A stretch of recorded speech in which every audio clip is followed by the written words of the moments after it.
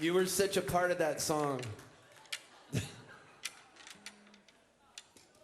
I was just backstage. I gotta say, first of all, my name's Steve Poltz, and I'm having so much fun with the Bob Evans Orchestra for this month. They're awesome. I love them. Such nice guys. We've done about 8 shows together so far, and I want to thank them from the bottom of my heart for having me out here. So, I just wanted to say, this is my story of backstage. I flew to Australia, all the way to Queensland. Then I got off the plane in the city of Brisbane. And then we hired a car, and it cost me a kidney. And I got lost driving on the wrong side of the road all the way to Sydney.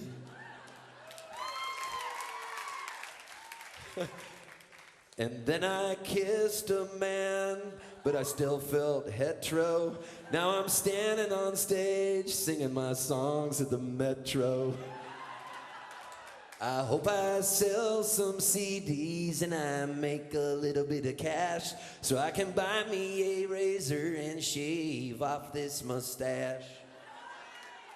Well, there's different looking money in pawpaw fruit. I learned words like bogan and wanker and Sheila and root. I'm feeling pretty good, I'm doing as I should. I hope I wake up tomorrow with morning wood. If I was playing craps, then I'd be rolling 7th. I'm feeling lucky tonight to be on tour with Bob Evans. I'm feeling lucky tonight to be on tour with Bob Evans.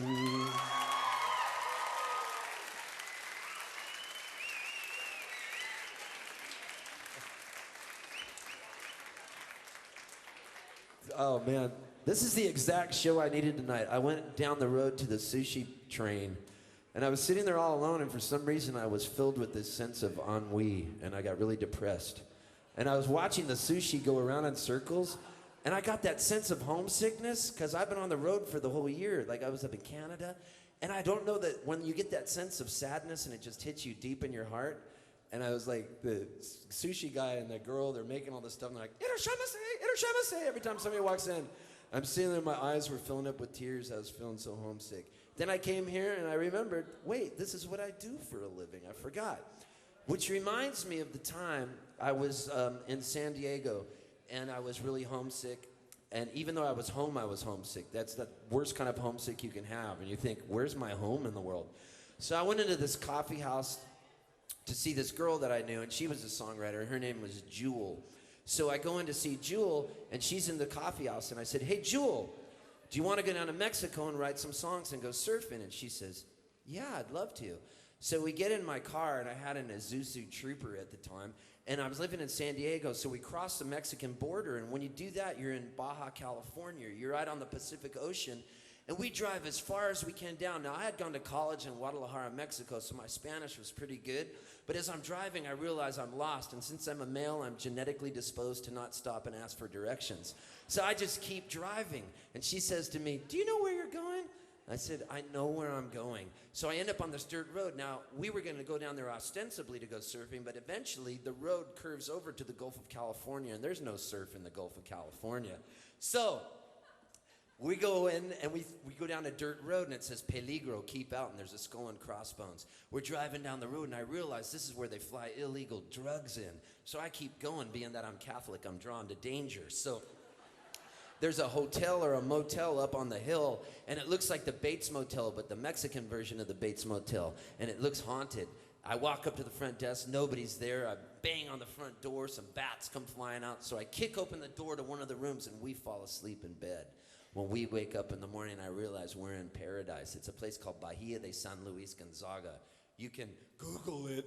So we're sitting there in the sunshine, and Jewel is wearing a yellow bikini, and she looks so good in a yellow bikini. And me, I'm wearing some board shorts, and I look really skinny and gawky in shorts. Like later tonight in the show, when the Bob Evans Orchestra's playing, I'll be naked on stage, and you'll see.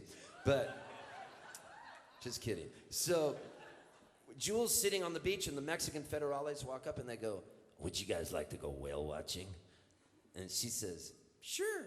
So we go out on this boat with these guys, and they have automatic weapons shoved in their pants, and they look like they're out of a Sergio Leone film. I'm waiting for the music by Ennio Morricone to kick in. So we're out on the boat, and all of a sudden, I say, what do you guys do for a living? He says, we're looking for drug smugglers. Is it dangerous? He lifts up his shirt. He's got 4 bullet hole wounds with exit wounds coming out the back. All of a sudden, he gets a call on the radio. He says, we don't have time to take you guys to shore. Would you like an AK-47? We have to go catch these guys. And I'd been listening to a lot of Snoop Doggy Dogg at the time, so I was like, hell yeah, Dre. So he gives me an AK-47, and Jewel goes, no, I believe in angels. So we're out in the middle of the Gulf of California. I haven't told my parents that I'm down in Mexico, and here I am going on a drug bust. It's so cool. So they go to this island, and you see the drug smuggler guys running, and it was like the Animal Planet. They got the slowest one. He was like the slowest giraffe or something gets caught. And they beat him up. And they ask him where all the drugs are, and there was 56 tons of weed buried on the other side of the island in a shipwrecked boat. So the cops make me go get it, and I'd never seen pot before because I'm Catholic, but it's green, and it comes in these things called kilos, and you weigh them, and you can sell it for about $40, you know. It depends on how much you're selling and everything, but.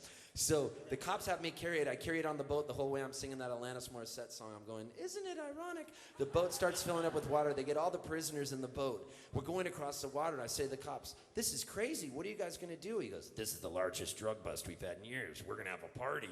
So there's like, law has completely gone out the window. So I grabbed Jewel by the hand. I said, we'll be getting out of here. We go walking away, and he says, Esteban, ven aquí, which means, Steve, come here. And I said, sí, which means yes.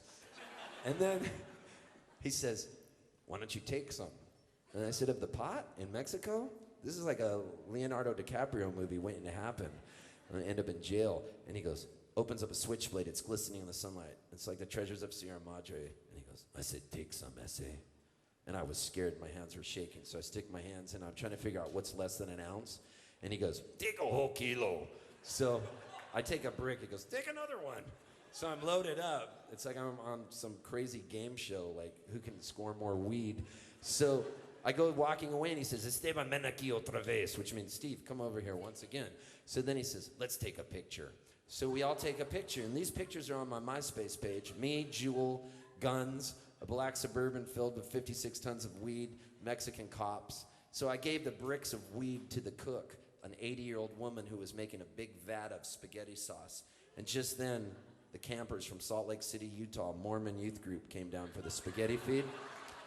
Everybody was stoned, and when I woke up in the morning, I wrote this song, and here it is.